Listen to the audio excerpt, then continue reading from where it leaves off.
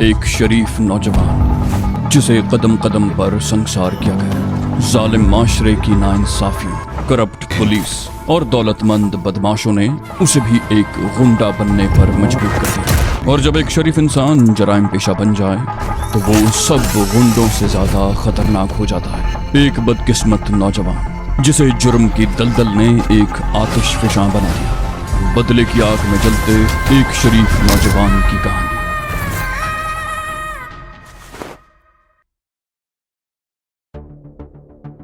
दोपहर के बाद वो लोग अपने सफर पर रवाना हुए। वो रुके बगैर चलते रहे। शाम से कुछ पहले उन्होंने एक जगह पड़ाव डाल दिया। सूरज गुरूब होने वाला था और आगे रास्ता खतरनाक था। शाम का अंधेरा फैलने के बाद सफर करना खतरनाक था। खाना उन्होंने अंधेरा फैलने से पहले ही खा लिया था। बचा हुआ गोश्त सुबह के लिए संभाल कर रख लिया गया। वो सब एक जगह बैठे बातें कर रहे थे। शापरी उठकर इधर उधर टहलने लगी। दफतन वो रुक गई और दाईं तरफ नशेब में देखने लगी। नशेब में एक जगह रोशनी नजर आ रही थी। एक ही बल्ब था। वो इधर उधर देखने लगी। उस एक बल्ब के अलावा दूर दूर तक रोशनी का नामो निशान नहीं था। शापरी उलझन में पड़ गई। अगर वहां कोई आबादी होती तो कुछ और रोशनियां भी होती, लेकिन सिर्फ एक ही रोशनी थी और ये रोशनी भी बल्ब की थी। उसे इस बात पर भी हैरत हो रही थी कि इन पहाड़ों में जहां दूर दूर तक आबादी का नामो निशान नहीं था, वो इकलौता बल्ब कैसे जल रहा था। वो कुछ देर तक वहां खड़ी नशेब में देखती रही, फिर अपने साथियों के पास आ गई और शारिक की तरफ देखते हुए बोली, मैं इन पहाड़ों में एक ऐसी चीज देख कर आई हूँ जिसके बारे में सुनकर तुम हैरान होगे। शारिक बोला, इन पहाड़ों में शेर तो होते नहीं हैं, तुमने क्या चीज देख ली है? शापरी बोली, मेरे साथ आओ। उसने इशारा किया और शारिक को अपने साथ चट्टान के किनारे पर ले आई। बोली, वो रोशनी देख रहे हो? शारिक ने कहा, कोई बल्ब जल रहा है, गालिबन कोई बस्ती होगी। शापरी बोली, अफगानिस्तान एक पसमानदा मुल्क है। रूसियों के छोड़े हुए असलहे और गुर्बत और अफलास के अलावा यहाँ हर चीज की कमी है। यहाँ बड़ी बड़ी बस्तियों और कस्बों में भी बिजली नहीं है। अफगानिस्तान की आधी से ज्यादा आबादी नहीं जानती कि बिजली क्या होती है।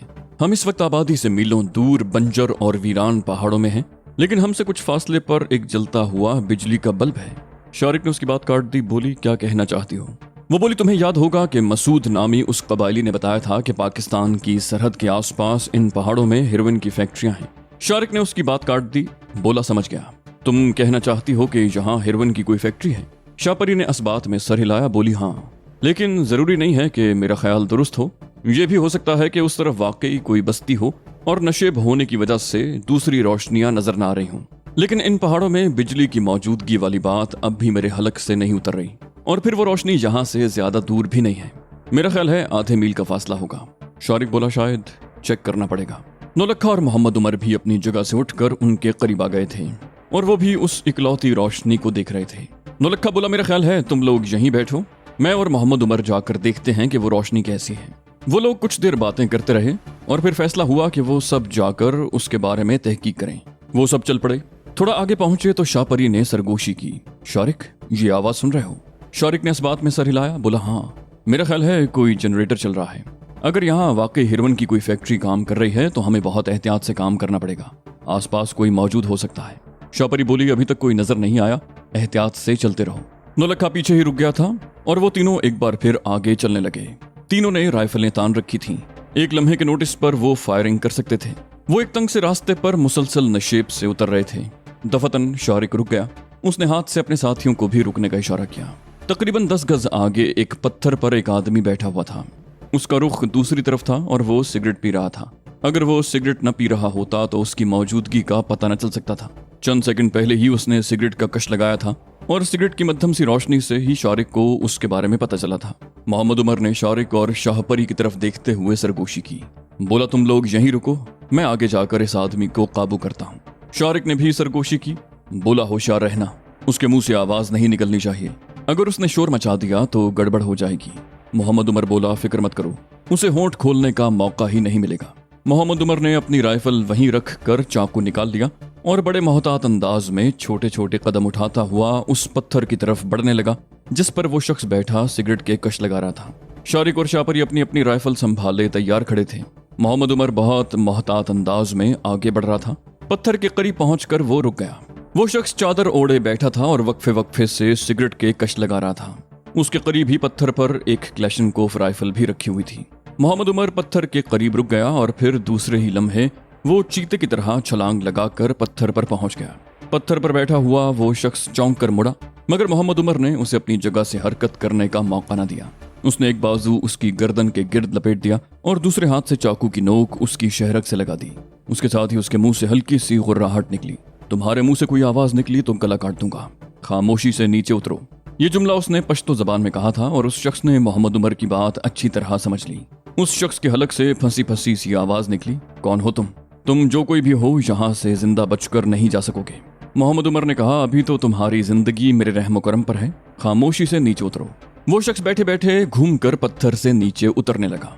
मोहम्मद उमर ने उसकी गर्दन छोड़कर बड़ी फुर्ती से पत्थर पर पड़ी हुई क्लैशनकोफ उठा ली, लेकिन चाकू की नोक उसने उस शख्स की गर्दन से लगाए रखी थी। मोहम्मद उमर उस शख्स को लेकर शारिक और शाहपरी के करीब आ गया। उन दोनों को देखकर उस शख्स का चेहरा धुआं हो गया। उन दोनों ने उसे राइफलों की जद पर ले लिया था। मोहम्मद उमर ने चाकू जेब में डाल दिया और अपनी राइफल भी उठा ली। वो तीनों उस शख्स को राइफलों की जद पर लिए अपने पड़ाव पर आ गए।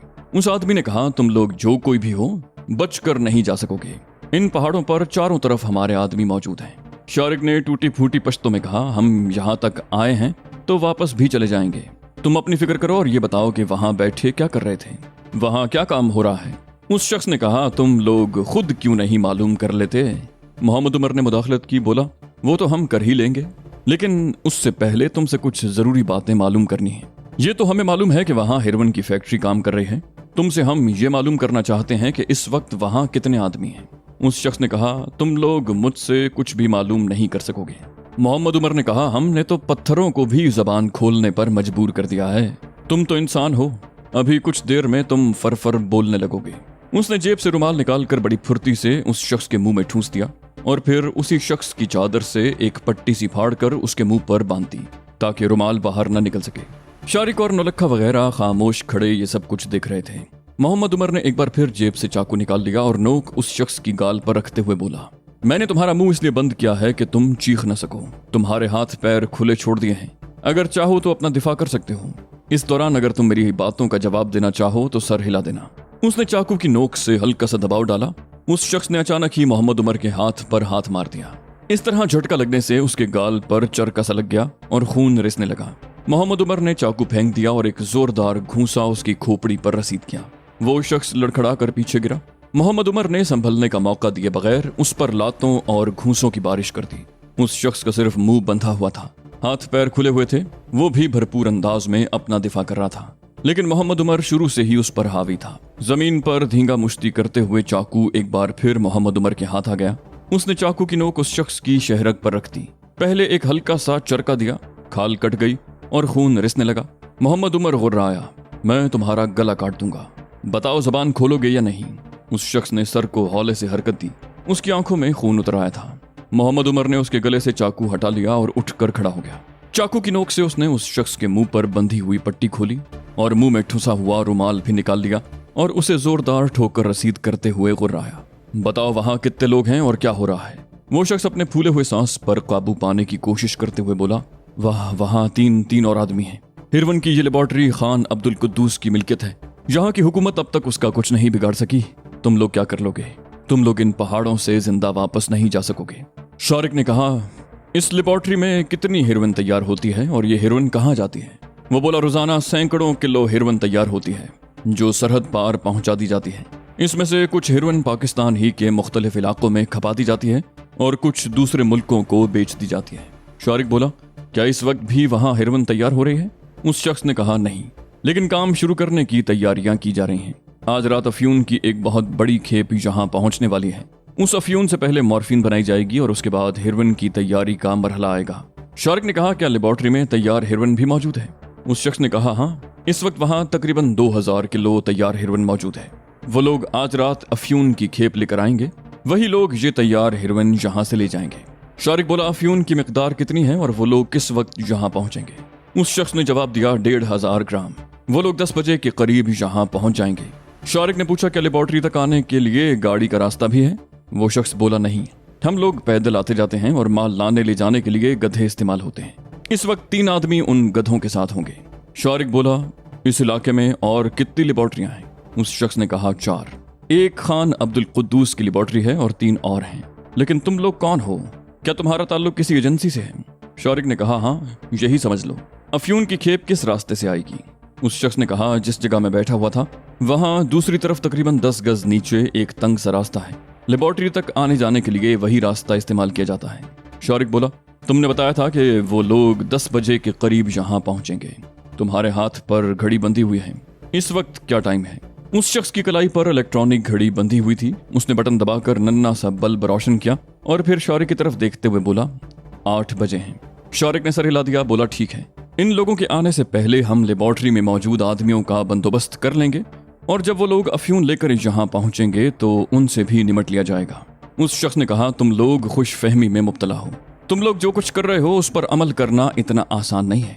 शौरिक बोला, अमल करना मुश्किल भी हो तो कोई बात नहीं, हम लोग मुश्किलों के आदी हैं।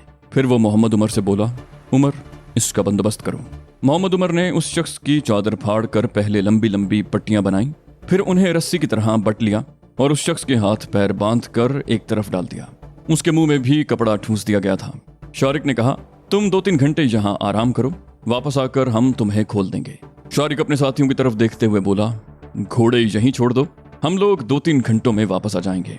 वो लोग अपनी अपनी राइफलें उठाकर चल पड़े। सबसे आगे मोहम्मद उमर था, उसके पीछे शौरिक, फिर दोनों लड़कियां और आखिर में नौलखा। तारीकी में तंग से रास्ते पर चलना नौलखे के लिए मुश्किल हो रहा था, लेकिन वो बहरहाल उनका साथ दे रहा था। उस जगह पहुंचने में उन्हें आधा घंटा लग गया। बल्ब लकड़ी के एक पोल पर लगा हुआ था। उस जगह चारों तरफ छोटी छोटी चट्टानें थीं, जिनके दरमियान खुली जगह पर मुख्तलिफ चीजें भी बिखरी हुई थीं। कई ड्रम थे जो धुएं से काले हो रहे थे। एक तरफ लकड़ियों का बहुत बड़ा अंबार लगा हुआ था और उससे जरा आगे बड़े बड़े पत्थर रख कर चूल्हे बनाए गए थे। वो ड्रम गालिबन उन्हीं चूल्हों पर चढ़ाए जाते होंगे। एक तरफ चट्टान के साथ कई बोरियां नीचे ऊपर रखी हुई थीं। दाईं तरफ वाली चट्टान में एक बहुत बड़ा गार भी नजर आ रहा था। उस गार के अंदर भी रोशनी हो रही थी। जो कुछ भी था उस गार के अंदर था और जाहिर है वो लोग बराह रास्त गार में दाखिल नहीं हो सकते थे। वो लोग एक बहुत बड़े पत्थर के पीछे खड़े गार की तरफ देख रहे थे, लेकिन अभी तक किसी इंसान का साया दिखाई नहीं दिया था। शौरिक ने सरगोशी करते हुए कहा, शाफरी, समीना, तुम दोनों यहीं खड़ी रहो, गार के अलावा आसपास का भी ख्याल रखो। उसने कहा था कि यहाँ सिर्फ 3 आदमी हैं। मुमकिन है उसने हमें धोखा देने के लिए झूठ बोला हो और गार में 3 से ज्यादा आदमी मौजूद हों। वो चंद लम्हों को खामोश हुआ, फिर नौलखे की तरफ देखते हुए बोला, इस तरफ आने का सिर्फ एक ही रास्ता है और नौलखे, तुम उस रास्ते पर पहरा दोगे। कोई भी इस तरफ आने की कोशिश करे तो बिला झिझक गोली से उड़ा देना। और मोहम्मद उमर, तुम मेरे साथ आओ। वो दोनों अपनी राइफलें संभाले एक तरफ चलने लगे। लकड़ियों के अंबार के करीब पहुंचकर वो रुक गए। शौरिक ने मोहम्मद उमर को वहीं रुकने का इशारा किया और तेजी से दौड़ता हुआ ड्रमों के पीछे चला गया। जहां से गार का दहाना साफ नजर आ रहा था। गार के अंदर भी बल्ब की रोशनी में ड्रम रखे हुए नजर आ रहे थे। तकरीबन 3-4 फुट आगे ये गार दाईं तरफ मुड़ गया था। उस तरफ भी रोशनी नजर आ रही थी और गार के अंदर से जनरेटर की आवाज भी सुनाई दे रही थी, जिसका मतलब था कि बिजली का जनरेटर गार के अंदर ही किसी जगह रखा हुआ था। शौरिक ने मोहम्मद उमर को वहीं रुकने का इशारा किया और ड्रमों की आड़ लेता हुआ गार के दहाने की तरफ बढ़ने लगा। वो गार के दहाने तक पहुंचा ही था कि एक आदमी गार के अंदर वाले मोड़ से निकलकर सामने आ गया। शौरिक ने बड़ी तेजी से एक ड्रम के पीछे छलांग लगा दी और झांक कर सामने देखने लगा। वो लंबे कद का आदमी था, लंबी दाढ़ी और सर पर पगड़ी बंधी हुई थी। उसके हाथ में राइफल थी। वो नपे तुले कदम उठाता गार के दहाने पर आकर रुक गया और इधर उधर देखने लगा। शौरिक उस शख्स से सिर्फ 10 फुट के फासले पर था। उनके दरमियान सिर्फ वो ड्रम था जिसके पीछे शौरिक छुपा हुआ था। शौरिक की उंगली राइफल के ट्रिगर पर थी। वो किसी भी सूरत हाल का मुकाबला करने के लिए तैयार था। वो शख्स चंद लम्हे गार के दहाने पर खड़ा इधर उधर देखता रहा। फिर वो जैसे ही वापस जाने के लिए मुड़ा, शौरिक बड़ी फुर्ती से ड्रम की आड़ से निकल आया और राइफल की नाल उस शख्स की गर्दन से लगाते हुए गुर्राया, राइफल फेंक कर हाथ ऊपर उठा लो। वो शख्स हाथ उठाने की बजाय तेजी से घूम गया। शौरिक ने बिला झिझक ट्रिगर दबा दिया। गोली उस शख्स की खोपड़ी में लगी। वो तेवरा कर गिरा, लेकिन उसकी उंगली ट्रिगर दबा चुकी थी। राइफल ऑटोमेटिक पर सेट थी। गोलियां तड़तड़ाते हुए राइफल की नाली से निकल रही थीं। कई गोलियां शौरिक की टांगों के करीब से गुजरी। उसकी किस्मत अच्छी थी कि वो बच गया। राइफल खामोश हो गई। उसका मैगजीन खाली हो गया था, लेकिन राइफल पर उस शख्स की गिरफ्त अब भी मजबूत थी। सर पर गोली लगने से पहले उसने ट्रिगर दबा दिया था और फिर तशन्नुज किसी कैफियत पैदा हो गई थी, जिससे उसकी गिरफ्त मजबूत हो गई थी। गार के अंदर की तरफ से दौड़ते हुए कदमों की आवाज सुनकर शौरिक ने एक बार फिर ड्रमों के पीछे छलांग लगा दी। चंद सेकंड के बाद 2 आदमी दौड़ते हुए सामने आ गए। उन दोनों के हाथों में ऑटोमेटिक राइफलें थीं। वो अपने साथी की लाश के करीब ठिठक कर रुक गए। उन दोनों ने चीख कर एक दूसरे से कुछ कहा और गार के दहाने की तरफ दौड़े। दहाने पर पहुंचते ही उन्होंने चारों तरफ अंधाधुंध फायरिंग शुरू कर दी। शारिक ने भी ड्रम की आड़ से निकलकर फायर खोल दिया। एक आदमी के बाजू में गोली लगी। वो चीखता हुआ पलटा, लेकिन ठीक उसी लम्हे बाहर से मोहम्मद उमर ने फायरिंग शुरू कर दी। ये दोनों आदमी उसकी गोलियों का निशाना बनकर ढेर हो गए। फायरिंग बंद हो गई। एकदम सन्नाटा छा गया। शारिक अपनी जगह पर दुबका रहा। 2 मिनट गुजर गए। गार के अंदर भी खामोशी थी और किसी किस्म की आवाज सुनाई नहीं दे रही थी। शारिक ड्रम की आड़ से निकल आया और उसने मोहम्मद उमर को भी आगे आने का इशारा कर दिया। मोहम्मद उमर ने वहां पहुंचने में ज्यादा देर न लगाई। वो दोनों राइफलें ताने मोहतात अंदाज में आगे बढ़ते रहे। गार के मोड़ पर पहुंचकर वो रुक गए और किसी किस्म की आवाज सुनने की कोशिश करते रहे, लेकिन दूसरी तरफ मुकम्मल खामोशी थी। चंद सेकंड के बाद शारिक छलांग लगाकर सामने आ गया। उसने राइफल दोनों हाथों में थाम रखी थी। उंगली ट्रिगर पर थी। वो किसी भी लम्हे ट्रिगर दबा सकता था, लेकिन इसकी नौबत ना आई। गार में कोई नहीं था। मोहम्मद उमर भी आगे आ गया। गार के उस हिस्से में कई बल्ब जल रहे थे और दिन जैसी रोशनी थी। यहाँ का मंजर देखकर उनकी आंखें हैरत के मारे खुली की खुली रह गईं। गार का यह हिस्सा किसी बहुत बड़े हॉल की तरह वसी वारिस था। एक हिस्से में जदीद तरीन लेबोरेटरी बनी हुई थी। स्टेनलेस स्टील के कई ड्रम थे, बड़े बड़े पतीले और इस किस्म की दूसरी बहुत सी चीजें मौजूद थीं। एक तरफ केमिकल के कई ड्रम रखे हुए थे। ये केमिकल हेरोइन की तैयारी में इस्तेमाल होता था। एक तरफ तैयार हेरोइन के पैकेट नीचे ऊपर रखे हुए थे। शारिक ने एक पैकेट उठाकर देखा। उसमें कम से कम 5 किलो हेरोइन थी और ऐसे लातादाद पैकेट थे।